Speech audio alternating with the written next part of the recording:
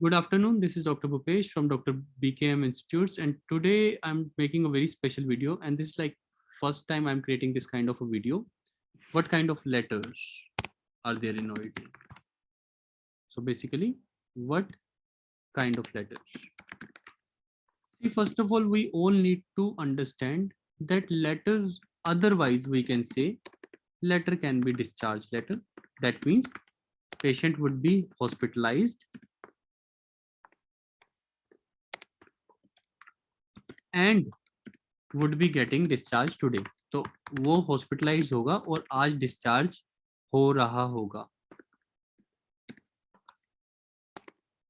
तो ऐसे लेटर्स में आपको डिस्चार्ज प्लान सबसे इंपॉर्टेंट चीज होती है, क्योंकि डिस्चार्ज प्लान का मतलब है कि पेशेंट अगर हॉस्पिटलाइज था और if he is getting discharge today, that means there is a plan that needs to be followed after the discharge.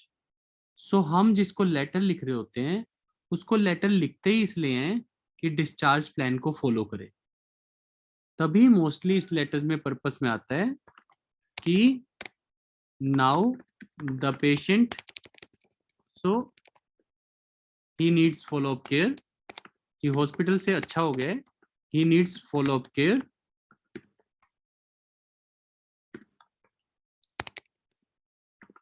And hence is being referred to you. या आप mostly इस लाइन फर्स्ट पैराग्राफ की last line जो purpose होती है उसमें ऐसे लिखते हो, ही इज बेटर. अगर आपको एग्जैक्ट बताऊं तो he is better, so he is being discharged today. तो आज वो डिस्चार्ज हो रहा है टुडे. बेटर है, ही is being discharge today. Now he needs, या आप अच्छा लिखना चाहते हो तो अब के बाद, या आफ्टर गेटिंग डिस्चार्ज, ये भी वर्ड अच्छा है. आफ्टर गेटिंग डिस्चार्ज, डिस्चार्ज होने के बाद, he is getting discharged today. After getting discharged, he needs follow up care. तो लगभग मैक्सिमम लेटर ऐसे होते हैं, hence he is being referred to you. ये बेसिक पैटर्न होता है डिस्चार्ज लेटर का, फर्स्ट पैराग्राफ. अब ये बदलता जाता है क्योंकि कई बार ये लेटर फिजियोथेरेपिस्ट को लिखना होता है. तो पेशेंट ना एक्सीडेंट हो जाता है, इमोबाइल होता है, तो now he is moving but slowly. वो चल रहा है लेकिन स्लोली मूव कर रहा है. So he needs physiotherapy session. मतलब इसी चीज को हम मॉडिफाई करते हैं. So he needs physiotherapy sessions. Hence he is being referred to you. तो फिजियोथेरेपिस्ट को हम ऐसे लिखते हैं कि सर वो उसने चलना शुरू कर दिया. वैसे तो चलना शुरू कर दिया है, he has started moving. पहले चल नहीं पा रहा था, he has started moving but slowly, लेकिन slowly करता है. So he needs physiotherapy sessions. अगर अच्छा लिखना है वहां पे दिया होगा ये सब कुछ, to bring improvement. OET में सब कुछ दिया होगा, बट आपको जनरली बता रहा हूँ कि OET का लेटर कैसे चलता है. ऐसा भी हो सकता है कि कोई साइकेट्रिक नर्स है और वो स्पेशली साइकेट्रिक किसी कम्युनिटी सेंटर में या साइकेट्रिक प्लेसेस पे बैठते हैं. तो पेशेंट हॉस्पिटल से तो डिस्चार्ज हो रहा है लेकिन उसको काउंसलिंग सेशन चाहिए, तो उसको साइकेट्रिक नर्स के पास जाना है. तो ये लेटर बदल जाता है.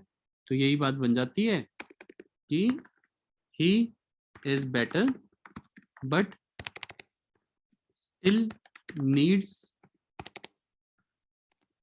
counseling sessions for further improvement.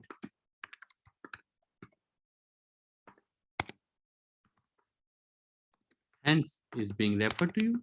ऐसे ही तो बनता है लेटर. बाकी सब आसान है, फर्स्ट पैराग्राफ अच्छे से बनने लग जाए तो आपको मेन चीज ये बतानी होती है फर्स्ट पैराग्राफ में, पर्पस की काउंसलिंग चाहिए, फिजियोथेरेपी चाहिए, इसलिए आपके पास भेज रहे हैं फिजियोथेरेपिस्ट को.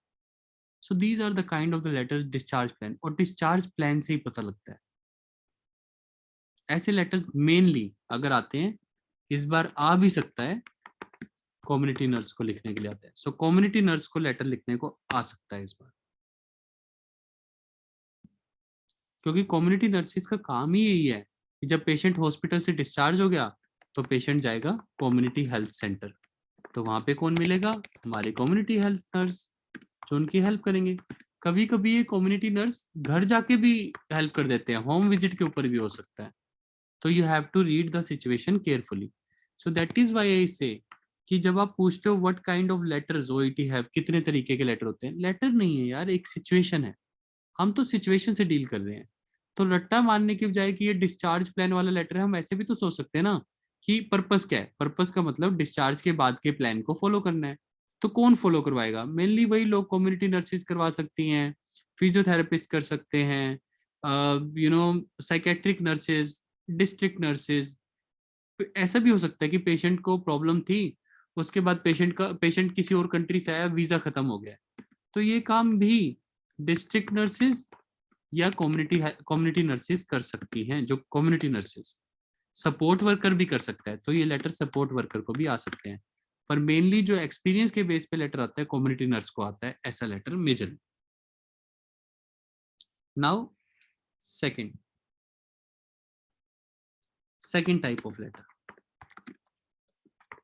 ऑलमोस्ट सेम, डिस्चार्ज प्लान ही होता है, सब कुछ सेम होता है, पर ना चुपचाप से डिस्चार्ज बैक लिखा होता है, डिस्चार्ज बैक लेटर।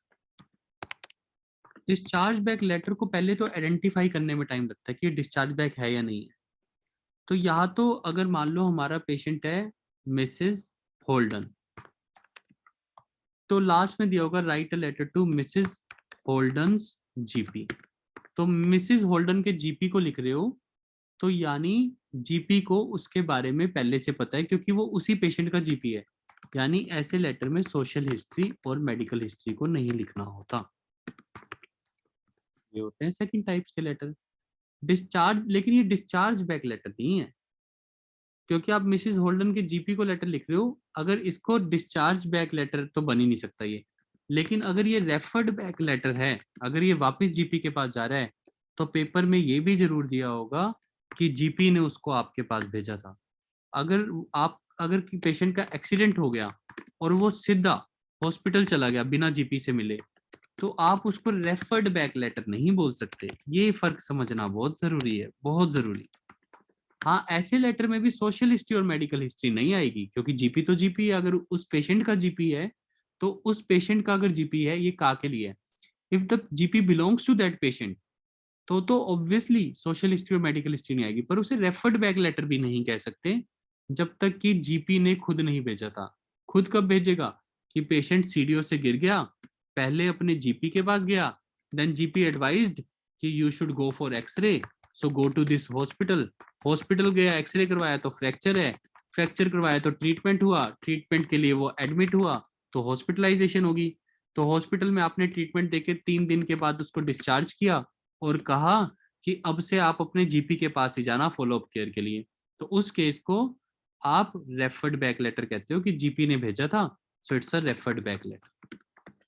तो अगर आप ऐसे लेटर को लिखना चाहो तो आप क्या कहोगे, यही कहोगे कि this letter is being written regarding your patient, आपके पेशेंट के बारे में लिख रहे हैं। बस फर्स्ट लाइन ये बनेगी, ये सबसे पहला पंच बनेगा उस लेटर का जो डिस्चार्ज बैक लेटर होते हैं। This letter is being written regarding your patient mister X who was referred to us. अब बाय यू लिखने की जरूरत नहीं है, who was referred to us for x-ray. After x-ray he was found with fracture, ऐसे first paragraph बनेगा, he was found with fracture, so plaster was applied, so plaster cast। ये सब डाटा दिया होगा, बस मैं आपको सिचुएशन बता रहा हूँ। पैसिव वॉइसेस बन रहे हैं, he was found हमारे द्वारा पाया गया, so हमारे द्वारा past was plus third form, so plaster cast was applied, now he is better, तो घर जा रहे हैं।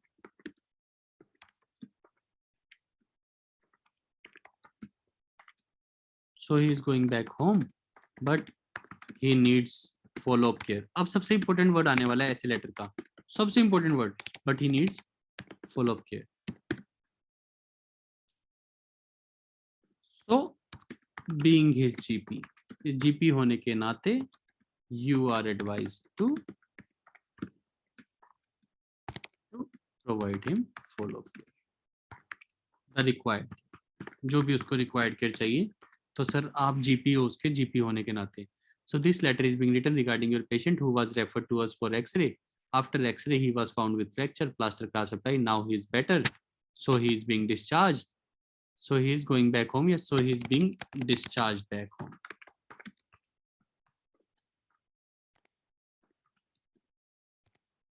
But he needs follow-up care. तो GP होने के नाते, this is the main word. तो ऐसे लेटर के पंचेस एक ये और एक ये. और थर्ड तरीके के लेटर होता है visit letter.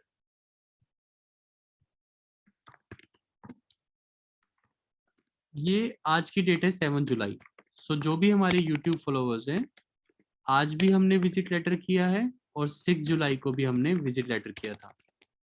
So visit letter की पूरी वीडियो अभी हमने मिस्टर माइकल वियर के नाम से I would upload.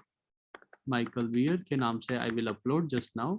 Not Michael wear. What's the name of the patient today? आज पेशेंट का नाम है, इज इट माइकल वियर और नहीं? एक मिनट. आज पेशेंट का नाम क्या है? एक minute, just second. I am gonna unmute you and ask you. Sorry, I forgot to unmute you. Patient का नाम क्या है आज? अब मैंने आपको अनम्यूट कर दिया. Michael wear sir. Michael Vieri, all right. So getting back to this point, I would be uploading by the name of, ma'am please silent कर देना सभी. I would be uploading by the name of Michael Vier. तो आप इसको, ये visit letter, third letter आप वहां से देख सकते हो, जो तीसरे तरीके का लेटर आता है. तो these are the three major letters which come in OET exam. इसके अलावा मेजरली, मतलब अगर आप लेटर्स को सेग्रीगेट और ऐसा करोगे कि ये विजिट लेटर है, ये डिस्चार्ज बैक लेटर है, तो मुश्किल हो जाता है. उसको एक सिचुएशन समझो और उसको बेस्ट वे में लिखने की ट्राई करो. Then you will feel at ease, you will behave like a nurse, and when you will feel like a nurse, you will write much better of a letter. बस एक ही बात याद रखनी है, फर्स्ट पैराग्राफ में purpose, second paragraph में social history, medical history, third paragraph में जो भी विजिट्स हुई या ड्यूरिंग हॉस्पिटलाइजेशन हुआ, और फोर्थ पैराग्राफ में डिस्चार्ज प्लान या फिर today's visit, depending upon the letter. That's pretty much it. So this is Dr. Bhupesh from Dr. BKM Institutes. Our contact number is 76967 34256.